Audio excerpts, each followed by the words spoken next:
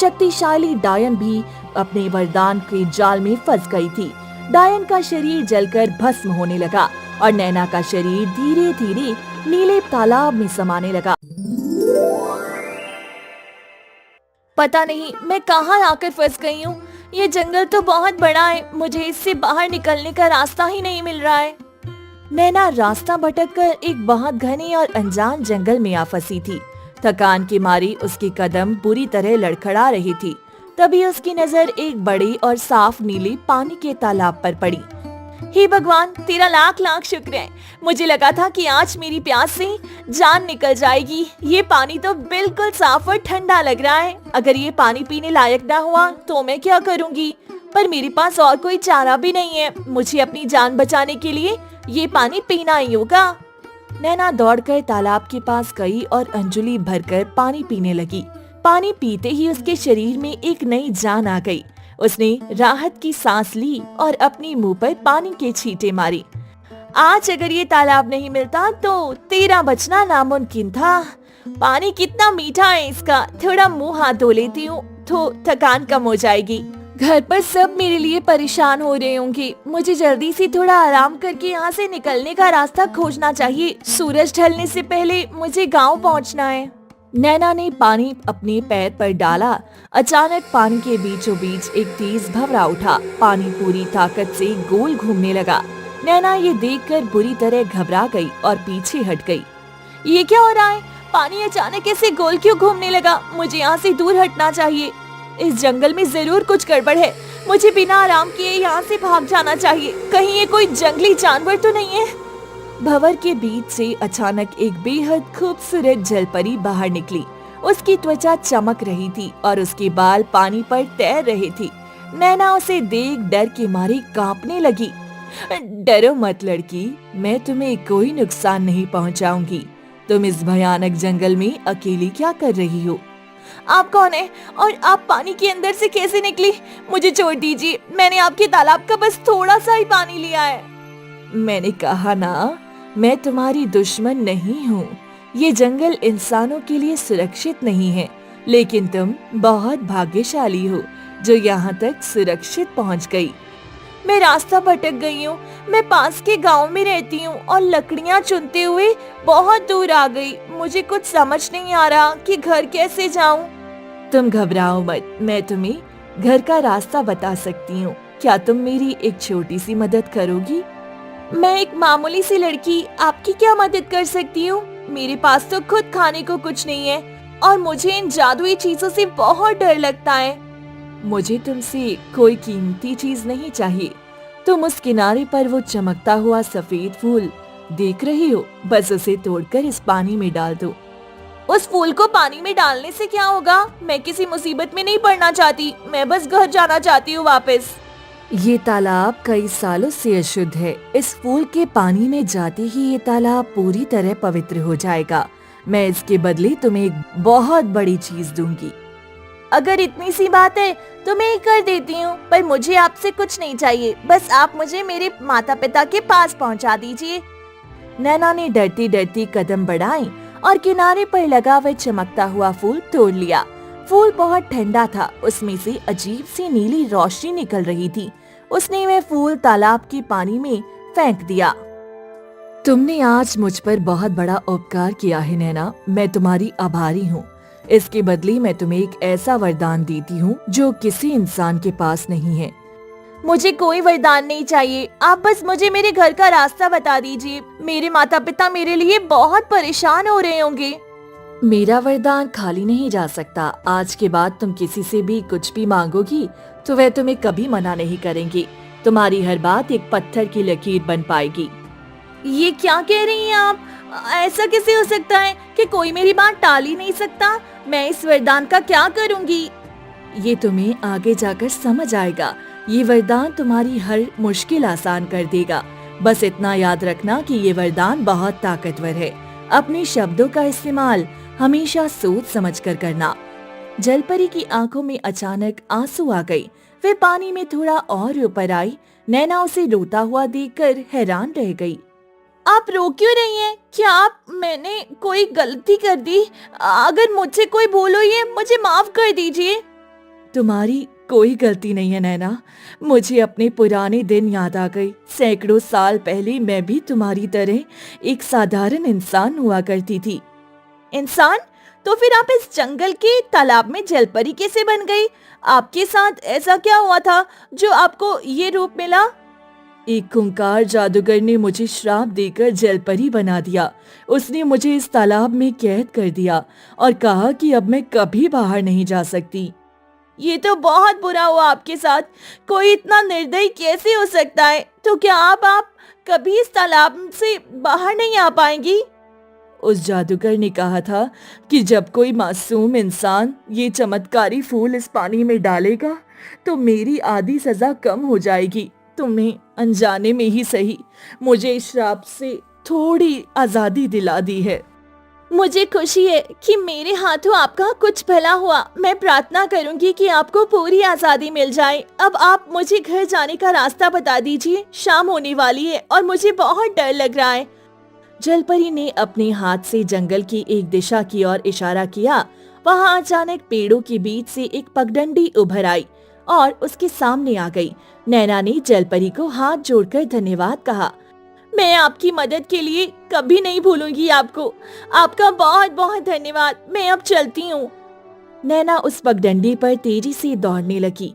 कुछ ही देर में वह जंगल से बाहर आ गई और उसे अपना गांव दिखाई देने लगा। वह भागते हुए अपने घर की तरफ आई। माँ, बाबूजी, मैं आ गई। मैं बिल्कुल ठीक हूँ। नैना जैसे ही अपने घर पहुंची, वहां का नजारा देख उसके होश उड़ गए। गांव का क्रूर जमींदार अपने गुंडों के साथ वहां खड़ा था। छोड़ दीजिए इन्हें मालिक, हम आपका पाई पाई चुका देंगे।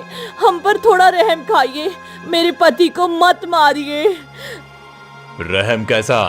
तुमने 6 महीने से मेरे कर्जे का 1 रुपया नहीं लौटाया है। आज या तो पैसे निकालो या मैं ये तुम्हारा घर छीन लूंगा। मेरी बेटी सुबह से गायब है मालिक। मुझे उसे ढूंढने जाने दीजिए। मैं कल कहीं से भी पैसों का इंतजाम कर दूंगा। तुम्हारी बेटी मर गई होगी जंगल में। मुझे मेरे पैसों से मतलब है। ए लड़कों, इनका सारा सामान घर से बाहर फेंक दो। नैना ये सब देखकर गुस्से और डर से कांपने लगी। वह दौड़कर अपने पिता के सामने खड़ी हो गई। जमींदार ने उसे देखकर एक गंदी सी मुस्कान दी।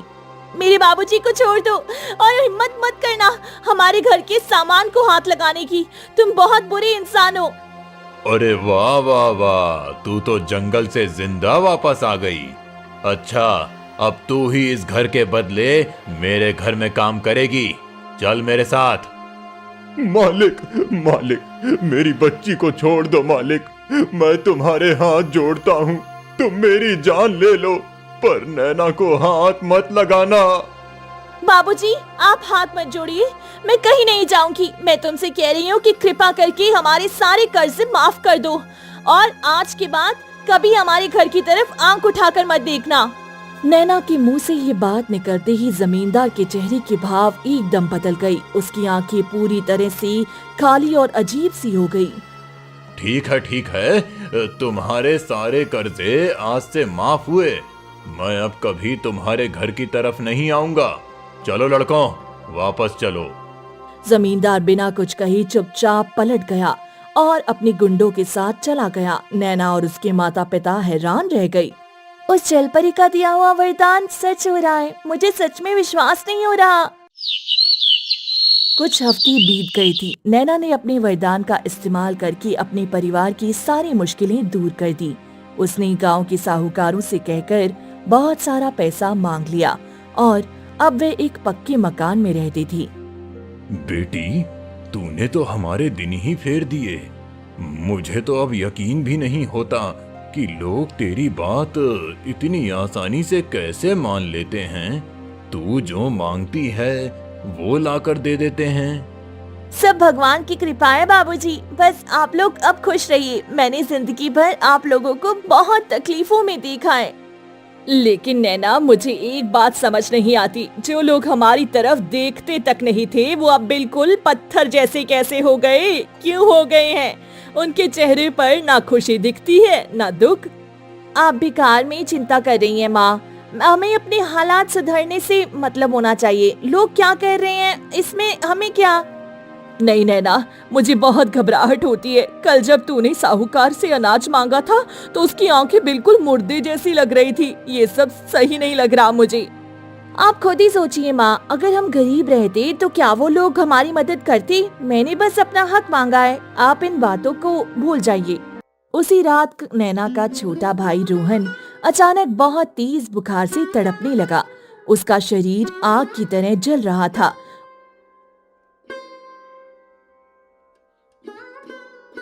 रामू भागकर गांव के वैद्य को बुला लाया। रामू, तुम्हारे बेटे की हालत बहुत खराब है। इसे कोई भयंकर बीमारी लग गई है जिसने इसके फेफड़ों को जकड़ लिया है। कुछ भी कीजिए वैद्य जी, मेरे बेटे को बचा लीजिए। हम आपको जितना पैसा चाहिए उतना देंगे, बस मेरा रोहन ठीक हो जाए। मैंने अपनी सारी जड़ी बूटियां आजमा ली हैं सुशीला। इसकी नाड़ी बहुत कमजोर हो चुकी है। ये बीमारी मेरी समझ से बाहर है। ऐसा मत कहिए वैद्य जी, वैद्य जी, ऐसा मत कहिए। ये हमारा एक लौता बेटा है। अगर इसे कुछ हो गया तो हम जीते जी मर जाएंगे। कोई तो रास्ता होगा वैद्य जी, कोई तो रास्ता होगा इसे बचाने का। इसकी सांसें टूट रही हैं रामू। मुझे माफ करना, मैं इसे नहीं बचा पाऊंगा। इसका शरीर अब और साथ नहीं दे रहा है। नैना ये सुनकर पागल सी हो गई। उसकी आंखों से आंसू बह रहे थे। तुम कैसे कह सकती हो? अरे तुम एक वैद्य हो, तुम्हारा काम लोगों की जान बचाना है। तुम्हें मेरे भाई को ठीक करना ही होगा। मेरे हाथ में कुछ नहीं है नैना। भगवान से प्रार्थना करो। मैं एक इंसान हूँ, कोई चमत्कार नहीं कर सकता। मुझे कोई बहाना नहीं सुनना। मैंने तुम्हें यहाँ इसकी जान बचाने के लिए बुलाया है। तुम्हें मेरे भाई को ठीक करना ही होगा, चाहे इसके लिए तुम्हें अपनी जान ही क्यों ना देनी पड़े। मेरे भाई की सांसें वापस लाओ, उसे जिंदा करो। नैना के मुंह से ये शब्द निकलते ही वैद्य का शरीर तेजी से कांपने लगा। उसकी आंखें एकदम सफेद हो गई। वह किसी अदृश्य शक्ति के खिंचाव में सीधा रोहन की चारपाई के पास आ गया। मैं इसे ठीक करूंगा। मैं अपनी सारी जीवन शक्ति इसे देता हूँ। मेरी सांसें इसे मिल जाएं। वैद्य ने अपने हाथ रोहन की छाती पर रखी। एक तेज सफेद रोशनी वैद्य के शरीर से निकलकर रोहन के शरीर में समाने लगी। वैद्य का चेहरा भयानक दर्द से ऐंठने लगा। ये क्या हो रहा है वैद्य जी? आप ये क्या कर रहे हैं? पीछे हटिए, आपकी तो जान निकल रही है। रामू ने वैद्य को पीछे खींचने की कोशिश की, लेकिन वैद्य का शरीर पत्थर की तरह भारी हो गया था। उसी वक्त रोहन ने गहरी सांस ली और उसने अपनी आंखें खोल दी। ये मैंने क्या कर दिया? वैद्य जी, उठिए वैद्य जी। हे भगवान, मेरे वरदान ने एक बेकसूर इंसान की जान ले ली। पूरी गांव में नैना का खौफ फैल गया था। उसे लोग जादू टोना करने वाली चुड़ैल मानने लगे थे। अब कोई भी उसके घर के आसपास भी नहीं भटकता था। आज जब मैं बाजार गया था तो सब मुझे देखकर रास्ता बदल रहे थे। सब कहते हैं कि हमारे घर में मौतों का साया है। हमारी बेटी ने वैद्य की बलि चढ़ा दी। ये सब इस लड़की की वजह से हो रहा है। ना जाने उस मनहूस जंगल से ये कौन सी काली विद्या सीख कर आई है। इसने हमारे हंसते खेलते घर में आग लगा दी है। मुझे तो डर लगता है सुशीला, गांव वाले कहीं भड़क कर हमारे घरी को आग ना लगा दें। हमें इस गांव को छोड़कर कहीं और चले जाना चाहिए। हम अपना घर क्यों छोड़े? गलती इस लड़की की है। इसी ने वैद्य की जान दी है। इसके लालच ने हमें कहीं मुंह दिखाने लायक नहीं छोड़ा। नैना एक कोने में बैठी सब सुन रही थी। वह अपनी इस नई ताकत से खुद बहुत डरी हुई थी। वह चुपचाप उठी और अपनी माँ के पास गई। माँ, आप ऐसा क्यों कह रही हैं? मैंने जो भी किया हमारे लिए ही तो किया। मैं रोहन को मरते हुए नहीं देख सकती थी। तूने उसे नहीं बचाया बल्कि एक पाप मोल लिया है। वैद्य जी की औरत और उसके बच्चे आज सड़कों पर भीख मांग रहे हैं। तू एक ऐसी शैतान बन गई है नैना। मैंने ऐसे जानबूझकर नहीं किया था माँ। मुझे नहीं पता था कि मेरे शब्दों का इतना भयानक असर होगा। मुझे बस रोहन की फिक्र थी। मैं तो बस उस वैद्य से रोहन का इलाज करवाना चाहती थी। मैं कभी किसी की जान नहीं लेना चाहती थी। मुझे माफ कर दीजिए। तूने हमारे लिए जो भी मांगा वह सब पाप की कमाई है। हम गरीब ही अच्छे थे, कम से कम रात को सुकून की नींद से सोते थे। सुशीला का गुस्सा आसमान छू रहा था। काश तू उस जंगल से कभी वापस ही नहीं आई होती। तू वहां मर क्यों नहीं गई? तूने हमारी जिंदगी नर्क बना दी है। मैं तुझे अपनी बेटी कहते हुए भी घिन महसूस करती हूँ। माँ, आप इतनी बड़ी बात कैसे कह सकती हैं? मैं आपकी बेटी हूँ। मैं आपके बिना नहीं रह सकती। मुझे घर से मत निकालिए। मेरा कोई रिश्ता नहीं है तुझसे। तू हमारे घर से निकल जा। चली जा वापस उसी जंगल में, और कभी मनहूस शक्ल अपनी दिखाना भी मत हमें। बाबूजी, आप तो कुछ बोलिए। माँ मुझे घर से निकाल रही हैं। आप मुझे ऐसे मत छोड़िए। माँ, आप लोगों के बिना मैं कैसे कहाँ जाऊंगी? तेरी माँ सही कह रही है नैना। तेरे साथ रहकर हम भी पाप के भागीदार बन जाएंगे। तू चली जा यहाँ से, चली जा। माँ के इन कड़वे शब्दों ने नैना का दिल पूरी तरह से तोड़ दिया। उसके अंदर एक अजीब सा गुस्सा और बेबसी भर गई। अगर आपको मुझसे इतनी नफरत है तो ठीक है, मैं जा रही हूँ। भूल जाइए कि मैं आपकी बेटी हूँ। भूल जाइए कि मैं इस घर की कभी थी भी। गुस्से में नैना के मुंह से ये बात निकलते ही घर में एक भयानक सन्नाटा छा गया। सुशीला और रामू के चेहरे के भाव पल भर में मिट गए। उनकी आंखें बिल्कुल खाली और अजनबी सी हो गई। तुम कौन हो लड़की, और हमारे घर में क्या कर रही हो? चलो निकलो यहाँ से। अरे, ये कोई भिखारन लग रही है। इसे धक्के मार कर बाहर निकालो। हमारे घर में घुसने की इसकी हिम्मत कैसे हुई? माँ, बाबूजी, आप ये क्या कह रहे हैं? मैं नैना हूँ, आपकी बेटी। मुझे पहचानने की कोशिश कीजिए। नैना के वरदान ने अपना काम कर दिया था। रामू ने नैना को घर से बाहर निकाल दिया। इस बात से नैना बेहद दुखी थी। मैंने कभी सपने में भी नहीं सोचा था कि कभी मेरे बाबूजी मुझे घर से बाहर निकालेंगे। उस वरदान की वजह से ये क्या अनर्थ हो गया। नैना को अपने वरदान की इस भयानक सजा पर यकीन नहीं हो रहा था। वे रोती बिलखती और पागलों की तरह भागते हुए वापस उसी घने जंगल की तरफ निकल पड़ी। उसे सिर्फ उसी तालाब तक पहुंचना था। ये मैंने क्या कर दिया? मैंने अपने ही हाथों अपनी दुनिया उजाड़ दी। मैं कितनी बड़ी मूर्ख हूँ। मुझे किसी भी तरह उस जलपरी से ये श्राप वापस करना होगा। मेरी माता पिता ने मुझे पहचानने से इनकार कर दिया। मेरा घर मुझसे छूट गया। अब मैं किसके लिए जिंदा रहूं? कंटीली झाड़ियों से उलझती और गिरती पड़ती नैना आखिरकार उसी साफ पानी वाली तालाब के पास पहुंच गई। वहाँ का नजारा पहले जैसा शांत नहीं था। वहाँ बहुत तेज हवाएं चल रही थी।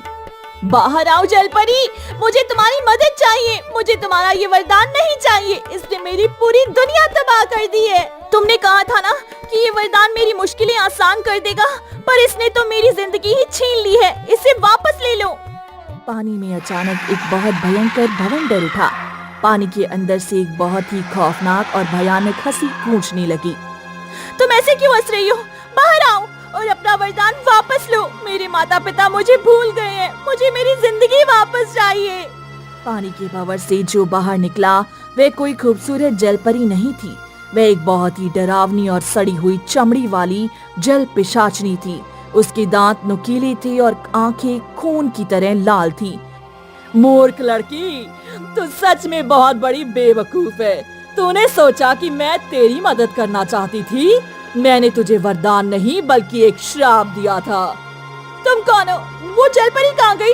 तुमने मेरे साथ ऐसा धोखा क्यों किया? मैंने तो तुम्हारी मदद की थी। वो सिर्फ एक छलावा था, और वो फूल जो तूने पानी में डाला था वो इस पानी को शुद्ध करने के लिए नहीं था। वह फूल मेरी सदियों पुरानी कैद तोड़ने की चाबी थी। तुमने मुझसे झूठ बोला। तुमने मुझे ऐसा श्राप दिया जिससे मैं लोगों की भावनाएं मार दूं। तुम ऐसा करके ये क्या साबित करना चाहती हो? तेरे उस श्राप की वजह से जितने भी इंसान अपनी भावनाएं खोते हैं वो सारी भावनाएं इस तालाब में गिरती हैं। मैं उन इंसानी भावनाओं को पीकर अपनी ताकत बढ़ा रही हूँ। तूने मुझे बहुत ताकतवर बना दिया है नैना। मैं तुम्हारी मदद नहीं करूंगी। मैं आज के बाद किसी से कुछ नहीं मांगूंगी। अब तुम ये श्राप मुझसे वापस ले लो, मैं तुम्हारे हाथ जोड़ती हूँ। अब ये श्राप नहीं जा सकता वापस। इसकी सिर्फ एक ही शर्त है, या तो तू अपनी पूरी जिंदगी इसी श्राप के साथ अकेले अकेले तड़प कर जिएगी, या फिर तुझे मेरी जगह इस तालाब में हमेशा के लिए कैद होना पड़ेगा। नैना बुरी तरह टूट चुकी थी। उसके पास ना अब परिवार था, ना कोई चाहने वाला। डायन उसे देखकर जोर जोर से हंस रही थी। डायन को यकीन था कि कोई भी इंसान अपनी आजादी छोड़कर कैद नहीं चुनेगा।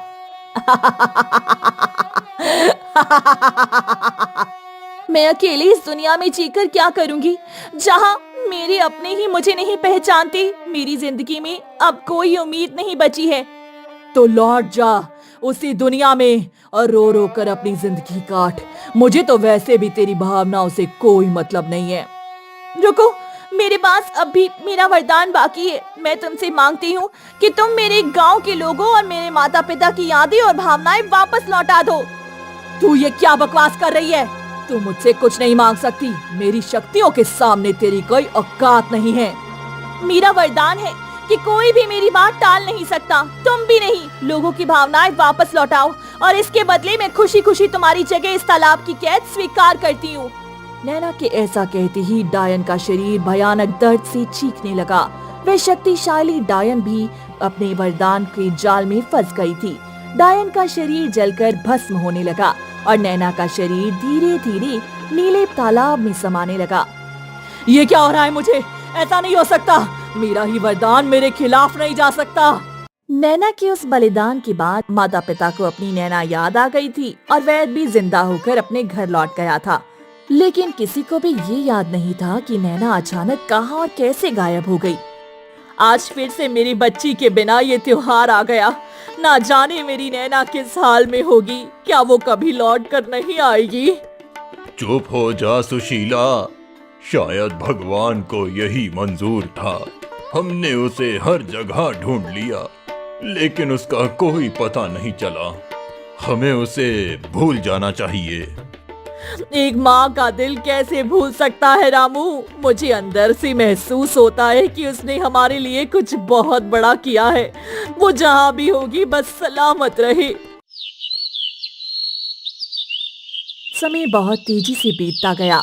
माता पिता अपनी उम्र पूरी करके इस दुनिया से चले गए, लेकिन रोहन, जो एक बहादुर और समझदार नौजवान बन चुका था, अपनी बहन को कभी नहीं भूल पाया। काका, मुझे फिर से वही सपना आया है। एक नीले पानी का तालाब है और उसमें रोती हुई एक जलपरी। मुझे यकीन है कि वो मेरी दीदी नैना ही है। तो पागल हो गया है रोहन। वो सब सिर्फ एक सपना है। तेरी बहन को मरे हुए 20 वर्ष बीत गए हैं। तू इन ख्यालों को छोड़ दे, समझा? ये ख्याल नहीं है काका। मुझे अंदर से महसूस होता है कि दीदी मुझे पुकार रही हैं। वो किसी बड़ी मुसीबत में हैं और मुझे उनकी मदद करनी होगी। तू उस घने जंगल में जाने की बेवकूफी मत करना। वहाँ जो भी जाता है कभी लौट कर नहीं आता। तू अपनी जान जोखिम में मत डालना। मैं अपनी जान की परवाह नहीं करता। मैं अपनी दीदी को खोज कर ही रहूंगा, चाहे इसके लिए मुझे पाताल ही क्यों ना जाना पड़े। दीदी ने मेरी जान बचाने के लिए जरूर कोई बहुत बड़ा बलिदान दिया है। मैं उन्हें वहां तड़पता हुआ नहीं छोड़ सकता। मुझे जाना ही होगा। रोहन ने अपना कुछ जरूरी सामान बांधा और अकेले ही उस खूंखार और घने जंगल की ओर निकल पड़ा। उसे बस उस नीले तालाब की खोज करना था जो उसे रोज सपनों में दिखाई देता था। दीदी, मैं आ रहा हूँ। आपने मेरे लिए जो भी बलिदान दिया है, मैं उसे व्यर्थ नहीं जाने दूंगा। मैं आपको घर वापस लेकर आऊंगा दीदी। कई दिनों तक रोहन उस खौफनाक जंगल में बिना खाए पिए भटकता रहा। कंटीली झाड़ियों ने उसके शरीर पर कई घाव कर दिए थे, लेकिन उसका हौसला नहीं टूटा। आखिरकार उसे वो जगह मिल ही गई। ये जगह बिल्कुल वैसी ही है जैसे मेरे सपनों में आती है। ये वही नीला तालाब है। दीदी, नैना दीदी, क्या आप यहाँ हैं? मुझे जवाब दीजिए। नैना दीदी। रोहन की आवाज सुनकर तालाब के पानी में हल्की सी हलचल हुई। पानी के बीच से एक शांत और उदास जलपरी बाहर निकली।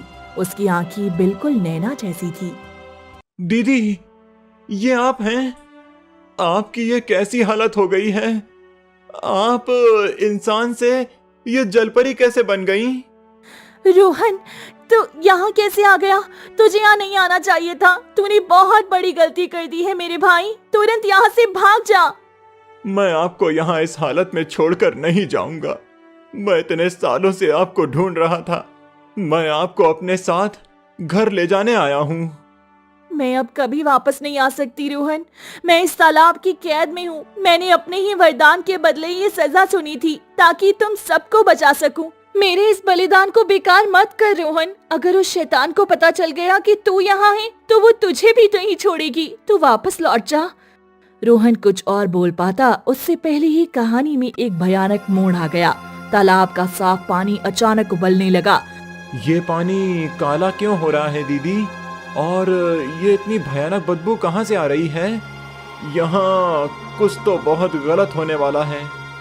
हे भगवान, ये जाग गई है। रोहन, मैंने कहा था ना तू यहाँ से चला जा। अब वो तुझे जिंदा नहीं छोड़ेगी। पानी के बीच से एक बहुत बड़ी और खौफनाक काली परछाई उभरी।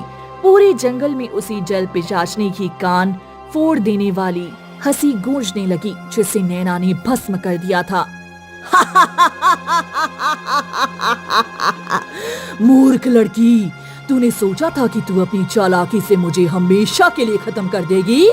डायन इतनी आसानी से नहीं मरती। तुम जिंदा कैसे बच गई? मैंने तो तुम्हें भस्म कर दिया था और तुमने खुद अपना वरदान पूरा किया था।